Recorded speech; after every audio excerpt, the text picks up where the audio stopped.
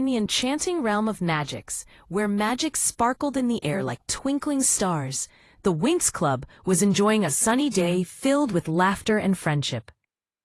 Bloom, with her fiery red hair gleaming under the sun, was the first to notice a small commotion by the roadside. Her heart raced with concern as she spotted Ryan, a mischievous lion cub, eyeing a shiny car parked haphazardly in the middle of the road. "Ryan, what do you think you're doing?" Bloom called out, her voice a mix of curiosity and worry. Ryan, his big innocent eyes twinkling with mischief, grinned widely. "I'm taking this car to the pizza place," he declared proudly. Stella, always the voice of reason, stepped forward with a raised eyebrow. "Really? A pizza place? You're going to steal a car just for that?" "But the person just left it here," Ryan protested, his youthful exuberance bubbling over. As the other Winx girls gathered around, Flora, gentle and nurturing, added, "Stealing is not the right thing to do, Ryan. But let's see if you really know how to drive." With a confidence that only a young cub could muster, Ryan hopped into the driver's seat. The others watched with a mix of apprehension and disbelief. "I can do this," he exclaimed, gripping the steering wheel with determination. But as he turned the key in the ignition, a cacophony of alarms blared, sending a wave of panic through the group. "Ryan, wait!" Tekna, the analytical genius of the group, shouted, her voice sharp with urgency. "Not only is this illegal and dangerous, but you could really hurt yourself or someone else." Musa stood beside her, frustration etched across her face. "And for what? A pizza? This is insane and reckless." Aisha, eyes blazing with disappointment, added, "You need to understand, Ryan, that actions have consequences. This isn't just about pizza. It's about being responsible and safe." But the young lion cub was undeterred, his adventurous spirit blinding him to the reality of the situation. With a jolt, Ryan pressed the accelerator, and the car lurched forward, only to veer wildly off course and crash spectacularly into a nearby pool, sending waves crashing over the side. As water sprayed around them, Bloom's heart sank. "Ryan, you've got to be the most reckless lion cub on the block." She hurried to the side of the pool, worry knitting her brows together.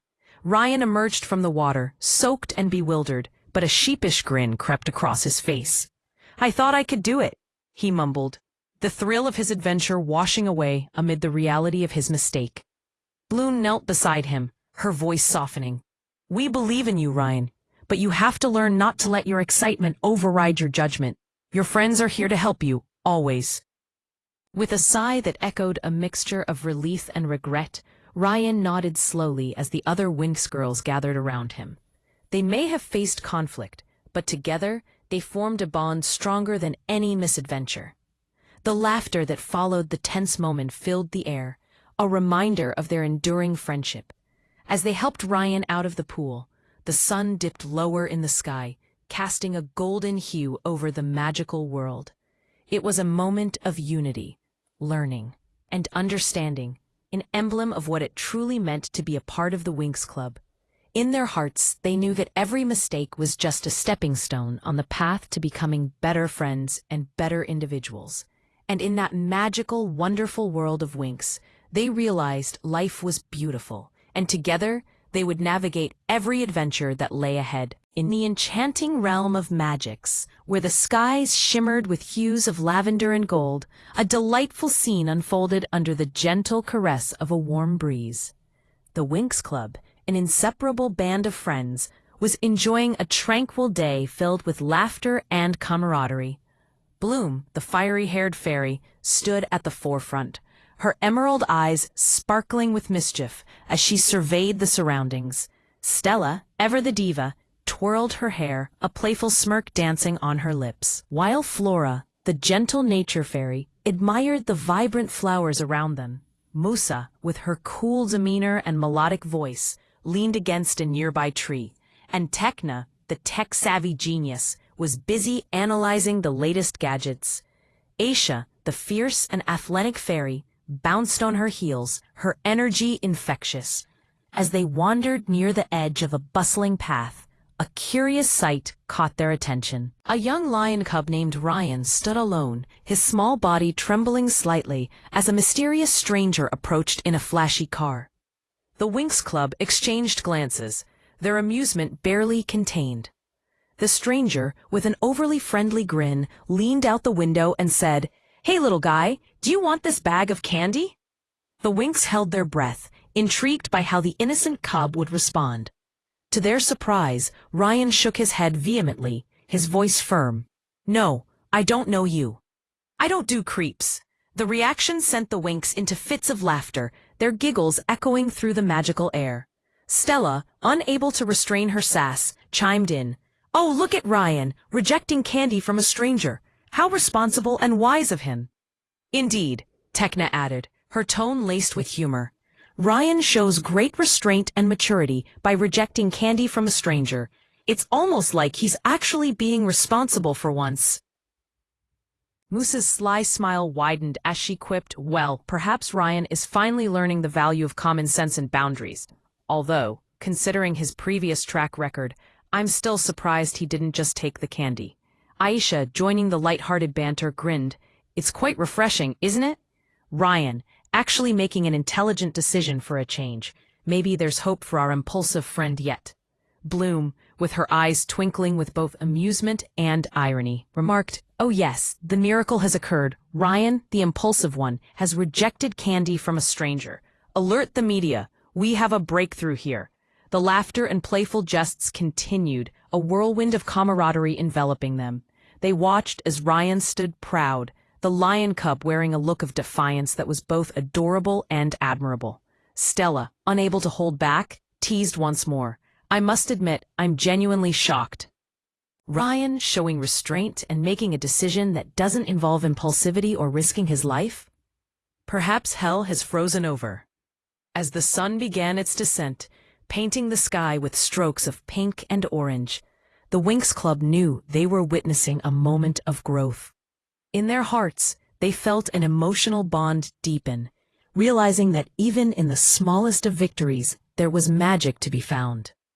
With laughter still bubbling in the air, the friends turned their gaze towards the horizon, ready to embark on new adventures. "This is the magical, wonderful world of Winx," they sang in unison. "Let your talent shine bright like a star. Open up your heart, take my hand, and we will be friends till the end. This life is beautiful, can't you see? We're together, friends forever. This is the magic of Winx."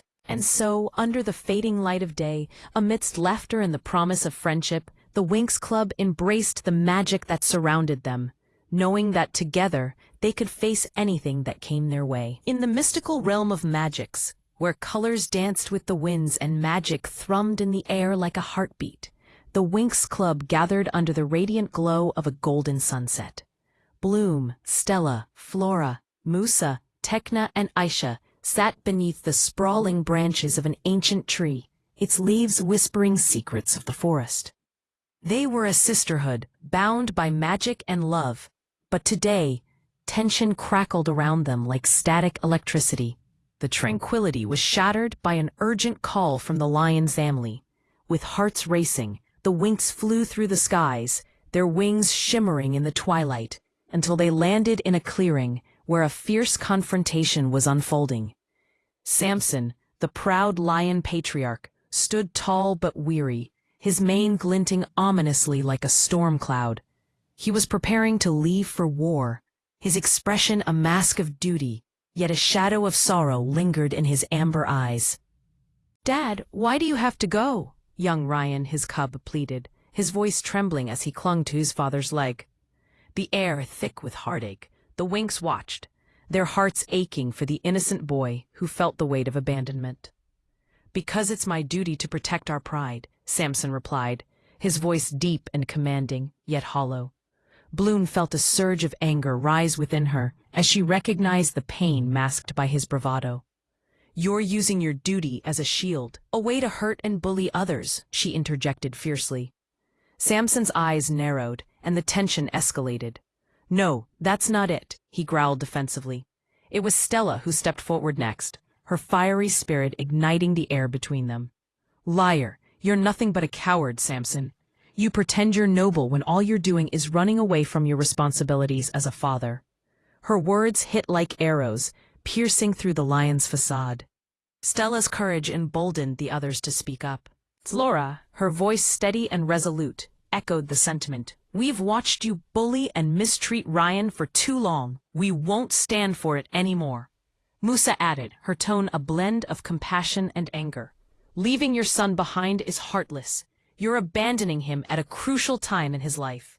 Ryan, feeling the weight of their words, took a step forward. Every time, it's the same thing. You leave for war without a second thought. I don't want to wait for you to return. I need you here. His voice grew stronger, fueled by the pain of neglect. In that moment, the truth hung heavy in the air, and Flora's piercing declaration resonated with everyone present. You find twisted joy in abandoning your own son, don't you? That's how Child Protective Services get involved. Abandonment is neglect, and you're walking a dangerous line, Samson. Aisha joined, her voice unwavering. Enough with the war excuse. Hiding behind it to avoid being a father is irresponsible and abusive.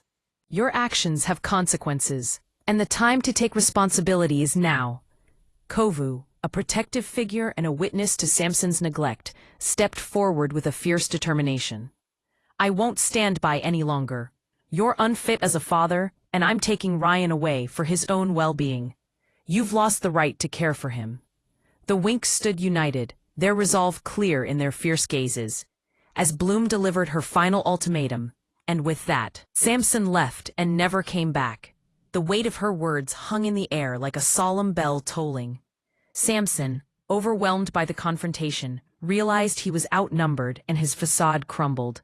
With a heavy heart, he turned away, leaving Ryan behind. As the Winx turned to comfort the young cub, their bond felt even stronger. With renewed purpose, they joined hands, soaring back to Althea, their laughter blending with the winds, echoing through the magical, wonderful world of Winx. Bloom's heart swelled with pride. They had not only protected Ryan, but had also shown him the true meaning of love and friendship, a magic more potent than any spell. This life is beautiful, can't you see? Bloom smiled, feeling the warmth of her friends beside her. We're together, friends forever. This is the magic of Winx.